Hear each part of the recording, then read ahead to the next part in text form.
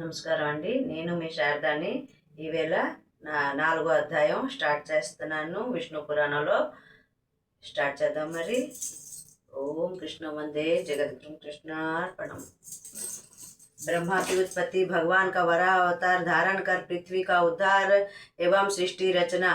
श्री मैत्रेय जी ने कहा, हे भगवान नारायण, भगवान स्वरूप ब्रह्मा जी ने जिस प्रकार समस्त भूतों की रचना की, सृष्टि का सृजन किया, वह प्रसंग कृपा करके सुनाइए। तब पराशर जी बोले, प्रजापतियों के स्वामी नारायण जी ने जिस प्रकार प्रजा की सृष्टि की वह सुनो। कल्प का अंत होने पर नारायण जी सो जाते हैं और जब सोकर उठते हैं तो सत से युक्त होकर ब्रह्म लोक को शून्य अवस्था में देखते हैं। ब्रह्मा शिव आदि ईश्वरों के ईश्वर भगवान नारायण ब्रह्म स्वरूप है। वे ही अनादि हैं, अचिंतनीय है। श्री नारायण की सृष्टि की उत्पत्ति और लय के कारक हैं। उनके लिए यह श्लोक है। आपो नारा इति प्रोक्ता, आपो वै नरसूनवः, अयनम तस्य ताम पूर्व तेन नारायण समृतः।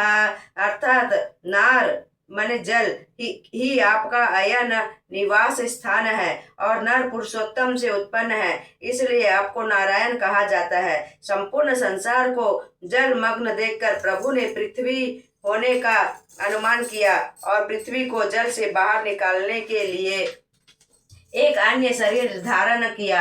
जिस प्रकार पूर्व इससे पहले कल्प में मत्स्य कूर्म आदि रूप धारण किया था, उसी तरह वराह कल्प में वेद यज्ञ में वराह रूप धारण कर जल के भीतर प्रवेश किया।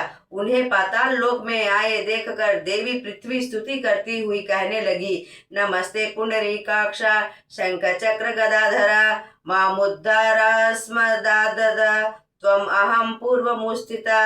हे शंख चक्र गदा पदम धारण करने वाले सर्वभूतेश्वर, तुमको नमस्कार है। आपके पूर्व काल में उत्पन्न हुई हूँ, इस पाताल लोक से मेरा उद्धार कीजिए। हे जनार्दन जगतपति, मेरे और आकाश की आदि समस्त भूतों के आप ही सृजनहार हैं। हे परमात्मन, आपको नमस्कार है। हे कृपा निधान, आप ही ब्रह्मा विष्णु और रुद्र भगवान शिव का स्वरूप धारण करते हैं। भूतों की उत्पत्ति, पालन और नष्ट करने वाले आप हैं। हे काल स्वरूप प्रभो, आपको बारंबार नमस्कार है। हे दीन दयालु, सबको भक्षण कर मनुष्यों द्वारा चिंतन किए जाने पर जल में शयन करते हो, आपके परम तत्व को कोई नहीं जानता। अपना रूप जो अवतारों में प्रकट करते हो, देवताओं और अन्य प्राणियों द्वारा आपके उसी रूप की पूजा होती है। हे प्रभो, मैं आपके ही द्वारा प्रकट हुई हूँ और आपके ही आश्रित हूँ, इसलिए लोग मुझे माधवी कहते हैं। वासुदेव की आराधना किए बिना कौन मोक्ष पा सकता है। हे जगतपति, आपकी जय हो, जय हो।